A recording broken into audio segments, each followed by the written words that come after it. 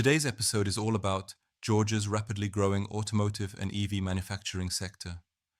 With major investments like Hyundai's MetaPlant America, Georgia is positioning itself as a leader in electric vehicle production. But to fully capitalize on this growth, the state needs a workforce equipped with future-proof skills.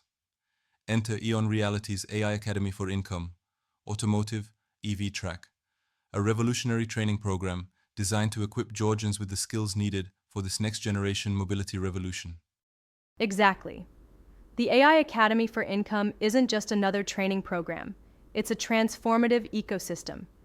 EON Reality is leveraging spatial AI and XR technology to create highly immersive, hands-on learning environments. Trainees can interact with 3D models, practice high-risk procedures, and get real-time feedback, all without any risk to actual equipment. Whether it's EV battery assembly, robotics operation, or high-voltage safety, this platform has it covered. What's so remarkable about this system is that it accelerates the learning process by up to 4x, meaning that workers are job-ready faster. Traditional methods are slow and sometimes too theoretical.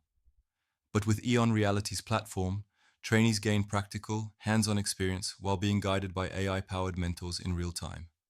And that's not all.